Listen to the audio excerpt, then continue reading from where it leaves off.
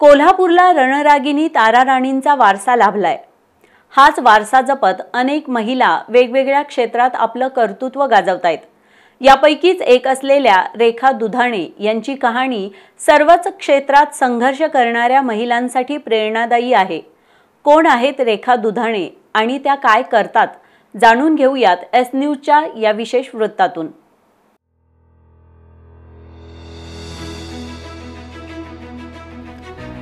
महिला आज पुरुषांच्या खांद्याला खांदा लावून सगळ्याच क्षेत्रात काम करतायत। देशाच्या सीमेचं रक्षण करण्यापासून ते पोलीस दलापर्यंत आणि लोको पायलट पासून विमान पायलट पर्यंत अनेक आव्हानात्मक क्षेत्रात महिला काम करत असल्या तरी रिक्षा चालवणाऱ्या महिलेबद्दल अजूनही सगळ्यांना अप्रूप वाटतंच।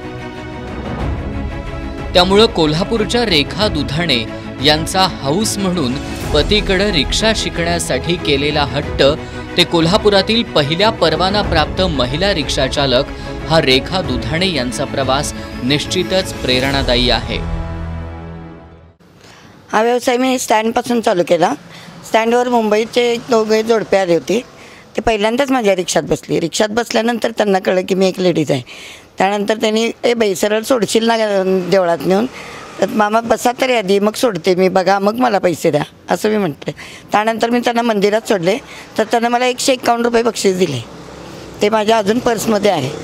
त्यानंतर तिथून स्टँडवरूनच सुरुवात केली व्यवसायाला मी। बाकीचे आता मग आहेत, मग रात्रीचं लेडीजना सोडणे, माझा मोबाईल नंबर दिलेला आहे। प्रत्येक यशस्वी पुरुषामागं एक स्त्री असते ही म्हण कालबाह्य ठरवत रेखा दुधाणे यांना यशस्वी रिक्षा व्यावसायिक म्हणून ओळख निर्माण करून देण्यात त्यांचे पती अशोक दुधाणे यांनी दिलेलं योगदान कौतुकास्पद आहे।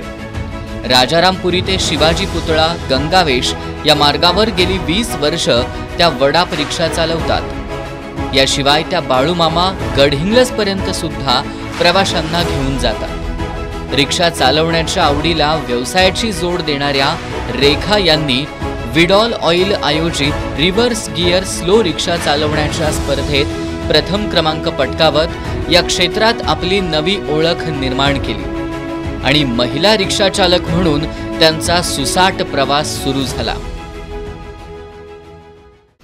Auto ride is my favourite. सगळ्या महिला काय प्रत्येक क्षेत्रात असतात, पण मी जरा काहीतरी वेगळं करायचं म्हणून मी हा रिक्षा व्यवसाय आवडीने सुरुवात केली। महिला असणं हा रेखा दुधाणे यांच्यासाठी कधीच अडचणीचा विषय ठरला नाही।